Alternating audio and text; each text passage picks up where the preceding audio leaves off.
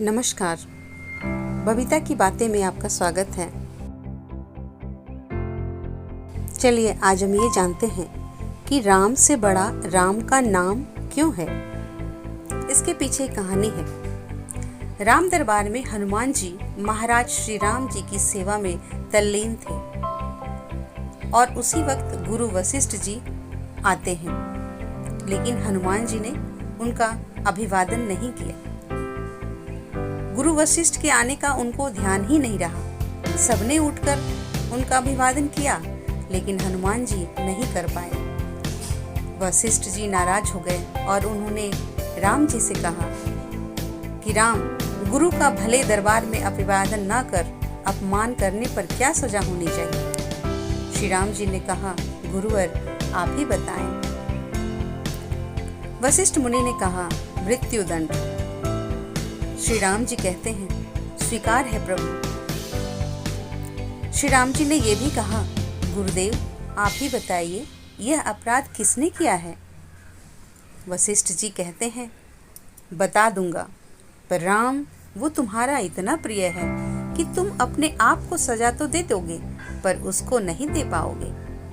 श्री राम जी कहते हैं, गुरुदेव राम के लिए सब समान है।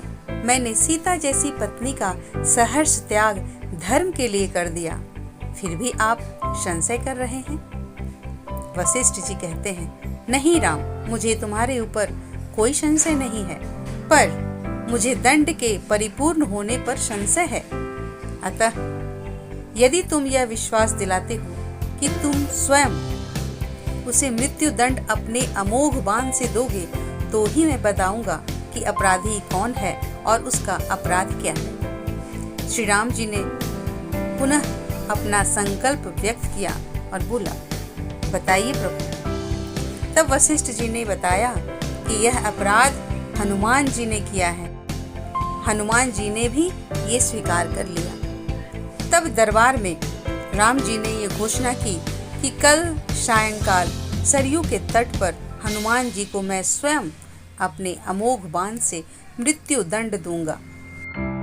हनुमान जी घर चले जाते हैं और घर जाने पर उदासी की अवस्था में देखकर माता अंजनी चकित हो जाती है और कहती है, मेरा लाल महावीर, अतुलित बल का स्वामी, ज्ञान का भंडार आज इस अवस्था में क्यों है।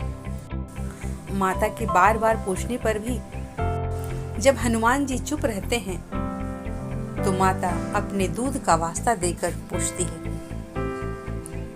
तब हनुमान जी ने बताया कि ऐसा ऐसा प्रकरण हुआ माते, वो भी अनजाने में। आप जानती हैं कि हनुमान को पूर्ण ब्रह्मांड में कोई भी मार नहीं सकता, पर भगवान श्री राम के अमोघ बाण से कोई बचा भी नहीं सकता। तब माता ने कहा, हनुमान, मैंने भगवान शंकर से राम मंत्र प्राप्त किया था और तुम्हें भी जन्म के साथ ही यह नाम घुट्टी में पिलाया, जिसके प्रताप से तुमने बचपन में ही सूर्य को फल समझकर मुख में ले लिया था। उस राम नाम के होते हुए हनुमान कोई भी तुम्हारा बाल बांका नहीं कर सकता, चाहे वो स्वयं श्री राम ही क्यों न हो। राम नाम की शक्ति के सामने राम की शक्ति और राम के अमोघ शक्ति बाण की शक्तियां महत्वहीन हो जाएंगी। जाओ मेरे लाल, अभी से सरयू के तट पर जाकर राम नाम का उच्चारण शुरू कर दो। माता के चरण छूकर हनुमान जी सरयू किनारे राम राम राम राम रटने लगे। सायंकाल राम अपने संपूर्ण दरबार सहित सरयू नदी तट पर आते हैं। सबको ये कौतूहल था कि क्या राम हनुमान जी को सजा देंगे, लेकिन जब श्री राम ने बार बार राम बाण अपने महान शक्तिधारी अमोघ शक्ति बाण चलाए पर हनुमान जी के ऊपर उसका कोई असर नहीं हुआ, तो गुरु वशिष्ठ जी ने शंका जताई। उन्होंने पूछा, राम, क्या तुम अपनी पूर्ण निष्ठा से बाणों का प्रयोग कर रहे हो।